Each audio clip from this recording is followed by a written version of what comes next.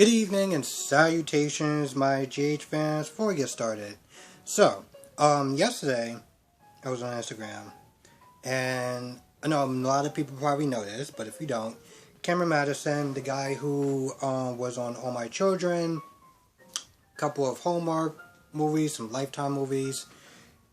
Well, he's gonna be Drew.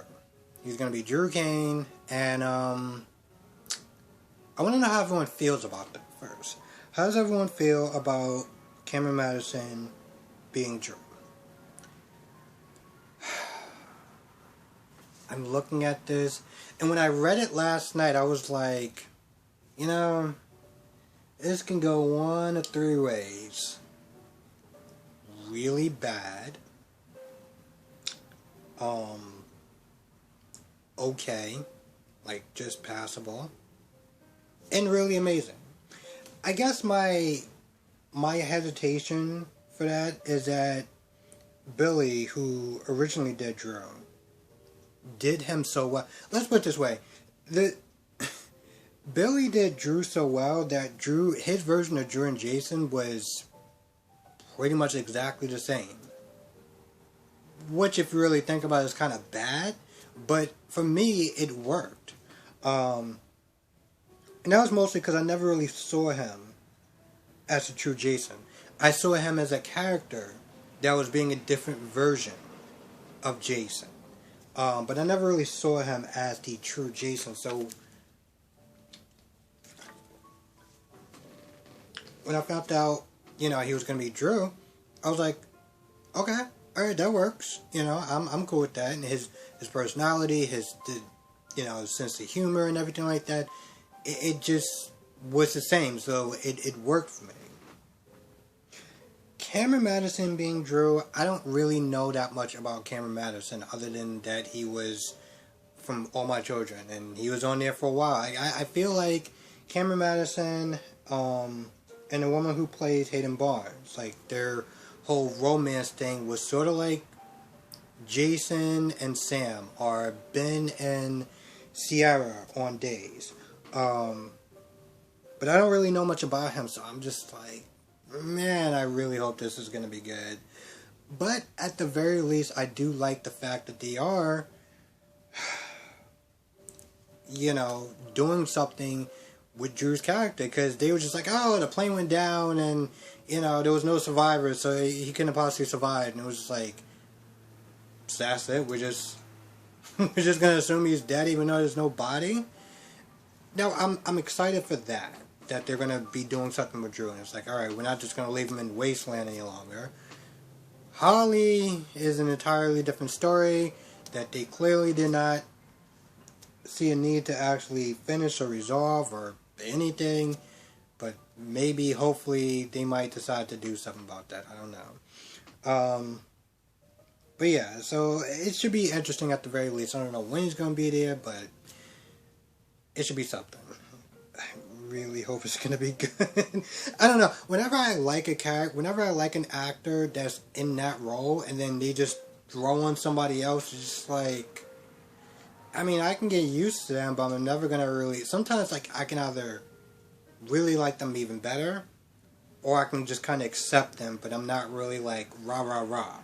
Kind of like Jordan, the new person that's Jordan. It's like, all right, she's cool and she's there. She's a different Jordan, so I accept her. But I never once been like, oh, you know what? I love that Jordan so much better than the other one. Sort of like Emma, which I keep screwing up her name. The woman that does Lulu or did Lulu. It was like, I was never rah rah rah about her. It was just like, all right, she's there, so that's all right. And she wasn't terrible, but it was just like. So I'm not gonna lie. I'm not really excited. I'm more hesitant, I would sit there and say. And the only other thing, I really hope that wasn't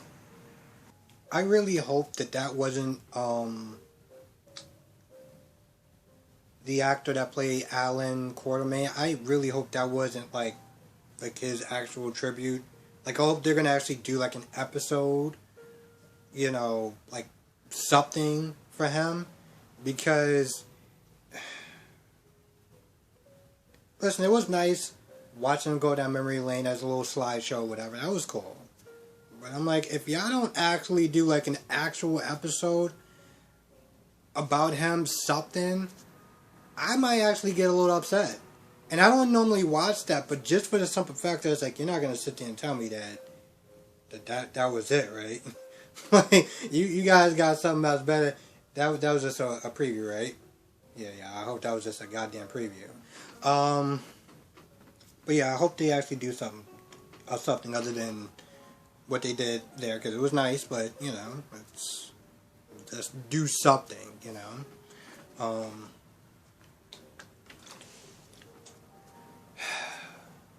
when Willow walked through the door and she was like, I made a decision. I was like, okay, all right, I'm sitting down for this one. Let me have it. What's your decision? You're going to tell me, you're going to tell Michael, you're going to tell everyone what your decision is regarding this whole Chase situation, right? She's like, I'm going to wait till he takes 5 steps. Okay, you're gonna wait till he takes 5 steps to do what? Like, wait. Am I missing something? She's like, I'm gonna wait till he takes 5 steps, because it says in the menu that he's on the road to recovery, and then I'm gonna sit there and tell him the truth.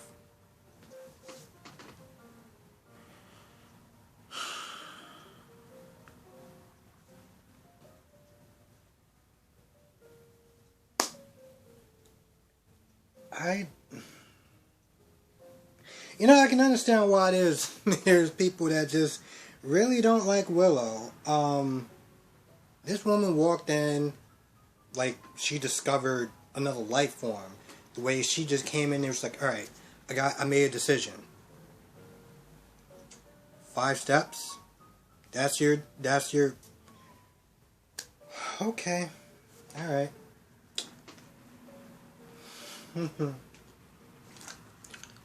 I'll wait till this man gets 5 steps. I'm not even going to go on a rant about that. I'm just not. There's no point. I mean, I think it just speaks for itself. So Michael and Willow is going to continue to lie to Chase. Chase walks into the room. At first, he's sitting there talking to Brooklyn. And, Willow says something like, oh, well, Wiley's waking up for his nap. He's going to really, want to hug you and, say thank you for the present that he gave him, because he was sleeping with it or whatever. Michael was sitting there talking about it. And, Chase says something along the lines of, I trust you or something. He's throwing in those little daggers, those little guilt trip things, So when he said that and he willed off, because I was about to say the wrong thing. When he willed off, Willow just had that look like that look of guilt, and I'm like, yeah, sweetheart, that's guilt. That's guilt. Now, at some point they talk for a little bit. I think Michael has some chocolate or frosting on his face. They do something, and Brooklyn is just like... Now, when Willow leaves, Brooklyn says something along the lines of... I don't know exactly what she said, but I felt like she was trying to be as nice and as polite. To sit there and say, hey, listen, I'm Chase's friend. You guys are all well-intentioned, but something needs to happen. And I felt like Brooklyn should have probably got at Michael a little bit harder. A little bit harder than that. I mean, if nothing else, Chase is her friend. And every time she sits there and talks to Chase, she's lying to his face. And granted, at this point, she's lying to everyone's face about her own thing that's going on, but she's lying to his face. And somebody said a comment a couple months back. I don't exactly remember who, but I don't remember who. But somebody was sitting there saying along the lines of, Willow doesn't owe Chase really anything. They went out on one date, And it wasn't, it wasn't like it was an amazing date or anything like that. They didn't sit there and state that they were getting back together. It was just on one date. And ever since then, it's been just a series of disasters. And even though, a lot of ways, I'm looking at it as like you're going behind his back, and everyone's looking at this like you're going behind his back. Somebody was like, she's not really doing anything wrong, as far as like she doesn't owe him anything, or something along the lines that person said. And while it may be true about everything that she said up to, and I'm pretty sure it was a she, that she said up until that point, there was a lack of common courtesy, and it just boggles my mind at this point that we're just well beyond, we're just well past the safety zone, and the minute that he was going to be alive, she should have just said something. She should have just said something. Now, if this man decides he doesn't want to walk, he doesn't want to do this, he doesn't want to do that, because she told you the truth and she's leaving you for somebody else, then, if your whole existence is to sit there and try to get back to walking is just for her, then, you are, it's bad, bro. It's bad. I don't want to sit there and start saying words like simping, but it ain't good. And he goes to Austin. Now, Austin has this plan when he's talking to Scott about how there may be a letter. There was a couple of letters that was going between his father and Edwards, and somewhere along the lines, Edwards wanted to talk about, like, maybe, I have to start rethinking some stuff, some decisions that I made. And he's hoping that he finds a letter saying that, he made some changes to his will or something like that, something to contest the original will. That's what he's sitting there talking about with Scott. And he's sitting there saying that he wants to use Chase to do it, to try to find the letter, because, there's only so many places you can go. You got housekeeping sitting there like, yo, what are you doing? Oh, I'm trying to find a powder room.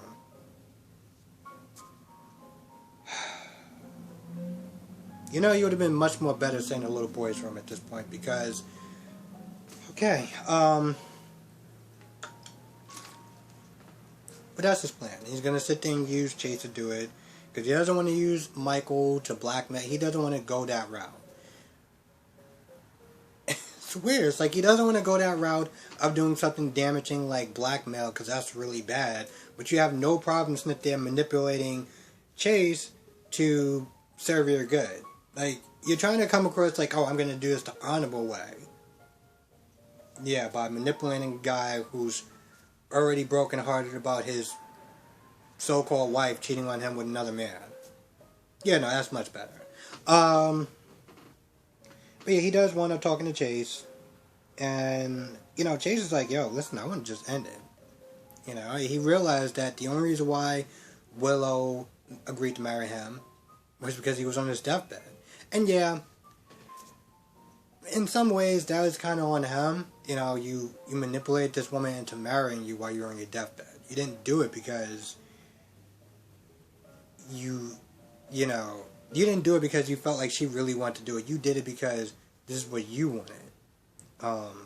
Which I'm honestly shocked that the minute that he was alive, that he didn't sit there and say, you know what, listen, I know that we have a long road ahead of us as far as us getting back together, and maybe us being married, yeah, maybe that's not what you wanted right away. So if you want to get that annulment or whatever, no, he was just full steam ahead. Now he's talking about he wants to tell her, I'm done, kick rocks, and you and Michael do whatever y'all want to do. And Austin's like, alright, you can do that, or I guess you can do something else. Whatever Austin wants to try to manipulate Chase into doing, he's probably going to want to find a way to do it. Now, Sam and Sean are at Naomi's place. And at first, Naomi's being very standoffish. She's all like, oh, what do you want? You're investigating me. It's none of your business. Yada, yada, yada. They talk about Hayden. They're like, yo, listen, we don't try to find her. Now, Naomi makes up some sort of BS lie. And she's all like, oh, well, Hayden never wanted to be a mother. And she was just chained down. And she asked me for some money. And that's the truth of it, so don't look any further. But then she was saying some sort of name. And the name didn't match as far as the alias. And the name didn't match what Liz was saying over the phone. Because we're just going to assume that she was talking to Liz. And somehow they got in their heads that, Naomi was lying on purpose so that way he can go back. To go back upstairs because they felt like she was lying, like she was forced to lie for some odd reason. So when they went back upstairs, they look on the ground. They didn't show her body, but I'm assuming that she's dead. So yeah, Trina and Spencer. I'm not gonna lie, for the first 3 minutes when Trina was talking about like, I don't know how to feel about my mom. She lied, this, that, and the third. I'm just like, Trina, listen. I'm at a point where I don't care for a couple of reasons. Your mom isn't perfect. No one's perfect. Get over it. After a while, I was just kind of annoyed that she was just whining. She was all like, oh, well, my mom lied about this, and I'm not staying with her because of that. And I'm like, the fact that you actually do have 2 parents that are alive.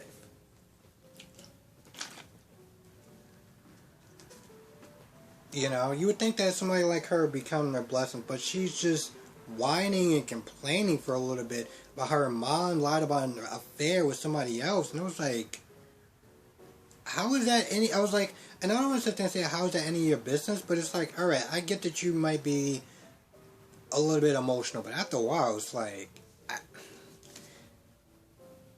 I understand that she might be a little upset to some extent, but like, she's making it seem like this is fully about her. Like, what your mom does with her time is on her. Not everything's going to sit there and be about you. As I know you are the apple of her eye, but, sometimes, like she said, she doesn't have to sit there and explain every little thing to you. And so, after a while of her whining, and I just kind of stopped caring, she was like, you know what, listen, I'm just kind of tired of talking about it, and maybe I shouldn't be so upset about it. And then Spencer was like, no, you should be upset about it. Spencer, what are you doing? We were having progress. We were having progress. Why are you telling this girl to go back? But I guess what Spencer was trying to do is like, listen, you can't just sit there and just hit a pause button on your emotions. You got to feel it out to get through it. So, it's funny because the beginning when I saw those two, I was like, what Spencer am I going to get today? Am I going to get the dickest version before, or am I going to get the wise version now? Wise version it is. Okay. Alright, cool. So this is just what we're doing today. So that's what he sits there and tells Trina. Then he's all like, I'm going to throw a party and a rager and blah, blah, blah, blah. Meanwhile, I guess Trina or somebody wrote on his back that said, kick me, because, why not? Now, back at the prison, which is so funny, because somebody pointed it out. I think it was Jessica that was like, well, I guess Alexis doesn't mind actually having more time added to her sentence. She was so adamant about sitting there saying that looking through mail and everything like that is a federal crime. Yet she's sitting there out in the open with her nephew just looking through Orion's mail. Because that made sense. But they're looking through mail, they realize that one of the letters is addressed to Spencer. It's addressed to Spencer from Ryan. Now, Nicholas freaks the F out. And I can't blame him. Okay, I cannot blame him. But, he talks to Harmony. I don't know if he talks to Harmony first or talks to Harmony after. But he comes to the conclusion that it might be Spencer that's the stalker. Alexis is like, no, how could it be? Yada, yada, yada. Now, we all know as the audience, yes, it's Spencer, but they don't know that. And Alexis is like, don't do it, because if you accuse him, you may push him too far. He may disappear on you forever. I don't even know what to say about that, but, so he takes that with a grain of salt, and he takes the letter and he just leaves. Now, when Harmony comes back, Harmony first is like, Alexis apologized because, Nicholas gets her in the face talking about, oh, you might be helping him, yada, yada, yada. And it was like, Harmony, I guess it was a good idea that you helped Nicholas, right? Because see how he's treating you? Now, granted, again, I cannot sit there and blame him because that his son involved. Which is kind of funny because he had no problems in that they're telling Ava, hey, you can be with me, with Avery, and yada, yada, yada. Even though the stalker's doing all sorts of crap. But when it comes to his son, he was all like, no, no, no, no. I'm like, alright, bro, whatever. But he gets her in the face. He, starts lashing out at her. At some point, Harmony does leave. He takes the letter. Now, Harmony comes back, and Harmony's like, I'm sorry, what? It's like, yo, I literally stuck my neck out for you, and this is how you repay me?